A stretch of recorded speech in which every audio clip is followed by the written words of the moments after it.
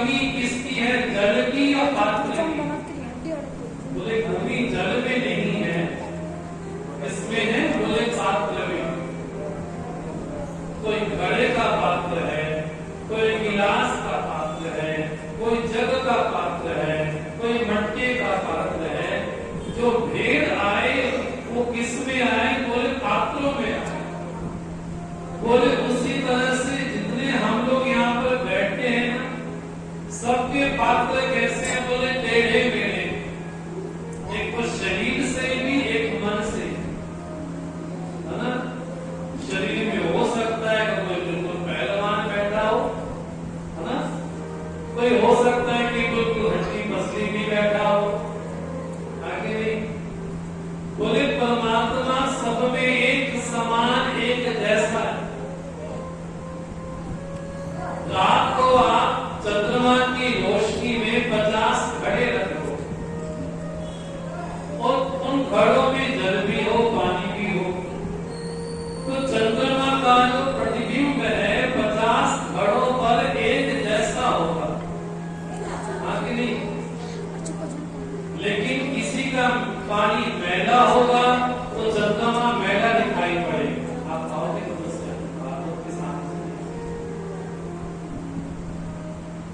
जल मैला होगा, हाँ जी, तो पात्र वैसा होगा, चंद्रमा वैसा दिखाई पड़ेगा। अगर जल शुद्ध होगा, हाँ जी, तो चंद्रमा स्पष्ट दिखाई पड़ेगा। तो हम सभी लोगों के जीवन में भी वैसा ही परमात्मा है, कम ज्यादा नहीं। जितना परमात्मा हरसुखपुरी महाराज के जीवन में था, उतना प्रकाश, उतना परमात्मा उनके अंदर भी है और हमारे अंदर भी। तो हम क्यों नहीं बन गए सिद्ध महात्मा, वो कैसे बन गए? बोले हमारा जो पानी था वो मटमैला है, उसमें गंदापन है, उसमें विषैलापन है, उसमें काई है, उसमें अनेक प्रकार की मिट्टी पड़ी हुई है, अनेक प्रकार की चीजें पड़ी हैं। इसलिए वो परमात्मा सबके लिए एक समान होने के बाद भी एक जैसा नहीं दिखता। तो हम सब लोगों के जीवन में भी परमात्मा का प्रकाश एक जैसा है। ऐसा नहीं कि हाथी के शरीर में हाथी जैसा है और चींटी के शरीर में चींटी के जैसा और सांप के शरीर में सांप जैसा। बोले ना, भगवान शिव बोलते हैं परमात्मा कैसे है, हरि व्यापक सर्वत्र समाना। भगवान समान रूप से हर व्यक्ति में, पापी में भी है और पुण्यात्मा में भी है, संत में भी है, असंत में भी है, दुष्ट में भी है, सज्जन में भी है। परमात्मा हर एक रूप में एक जैसा बोले समाया हुआ है। तो कमी कहाँ है? बोले कमी है हमारा जल बड़ा महंगा, इसलिए उसका प्रकाश हमारे जीवन में नहीं आता। आप उसको दूर करने के लिए क्या करें? बोले उसको दूर करने के लिए परमात्मा की कृपा हो तब चीजें संभव है। तो कृपा कैसे हो? या तो मेरा पुण्य बहुत हो कि साक्षात परमात्मा हमारे जीवन में आ जाए। अगर इतना पुण्य नहीं है तो बोले जिस परमात्मा की महिमा जिन ग्रंथों में लिखी हुई है, उन ग्रंथों की छत्र छाया में बैठ करके, हाँ जी, हम भगवान को समझने का प्रयास करें। अब भगवान अपने आप में है कैसे? किसी ने देखा? हाँ जी, सब आते तो मंदिर है, जब भी चढ़ावे, फूल भी उठावे, भोग भी लगावे, तो किसी ने देखा परमात्मा कैसा है? बोले सबके घर में रोशनी है, सबके घर में, हाँ जी, टीवी भी है, फ्रिज भी है, एसी भी है, पंखा भी है, कूलर भी है, सबके घर में बिजली की तार भी आती है। अच्छा, आपने आज तक कभी बिजली को देखा? हाँ जी, कभी किसी ने बिजली को देखा नहीं है, तो पता कैसे चलता है? बोले तार को हल्का सा टच कर ले, तुरंत झटका मारती है कि करंट लग गया।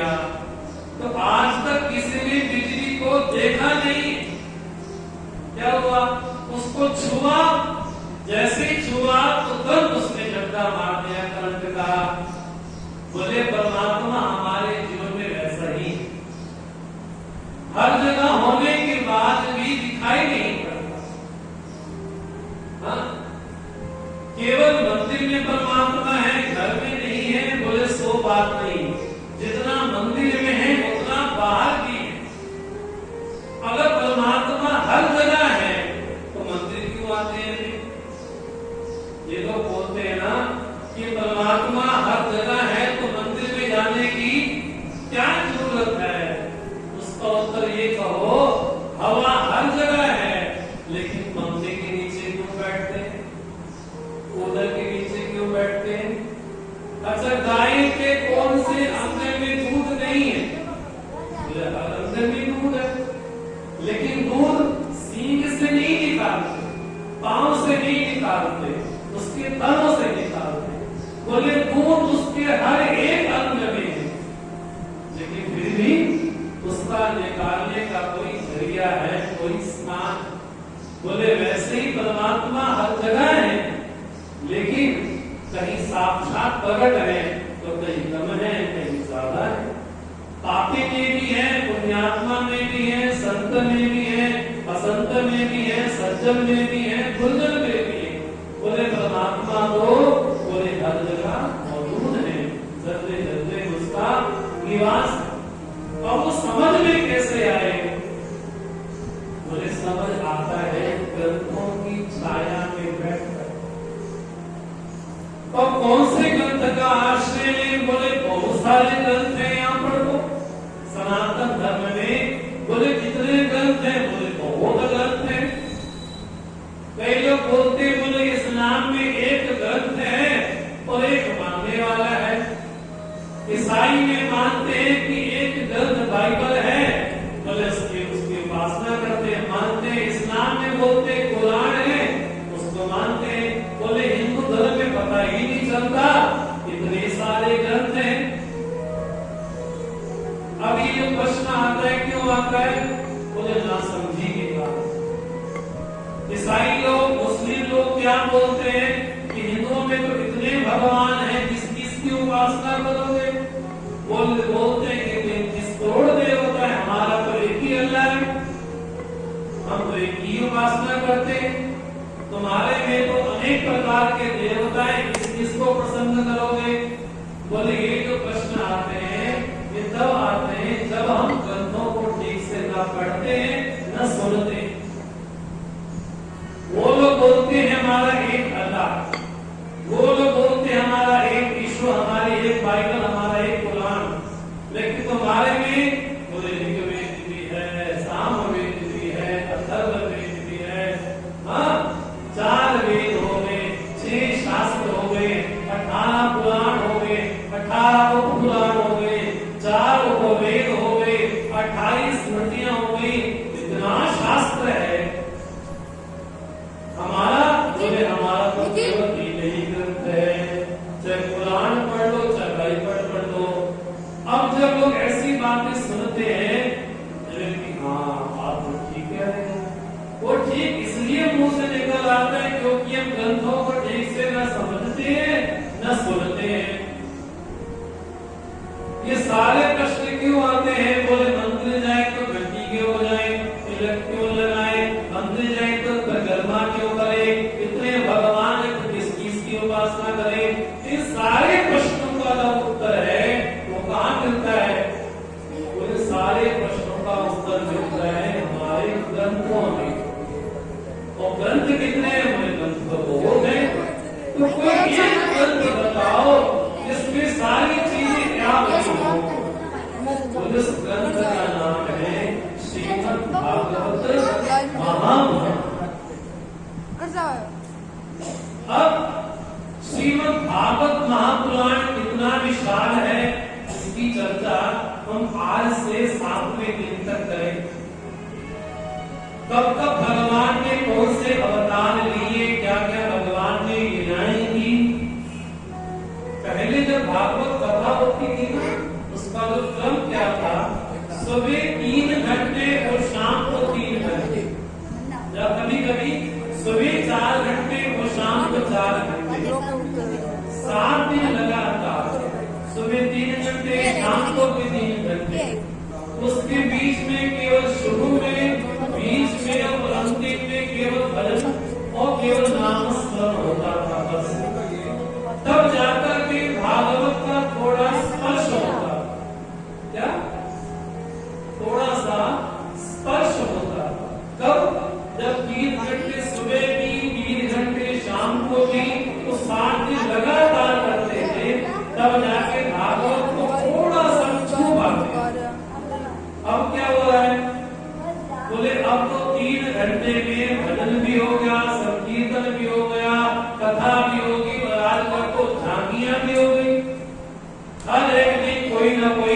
झांकी बन गई, तैयार हो जाती है। अब रूप को धारण किया राधा कृष्ण ने किया, रूप को धारण किया भोले बाबा का, और बाहर बैठ के बीड़ी पी रहा हूं। बोले उस परमात्मा की साक्षात हाँ जी बेइज्जती है। पंजाबी में किसकी बेइज्जती, उसका अपमान है। तो अनेक प्रकार की झांकी आने लगी। भगवान शिव जी को क्या बना के दिखाने गया? बोले वो तो बजाने कितने प्रकार के नशा करते हैं,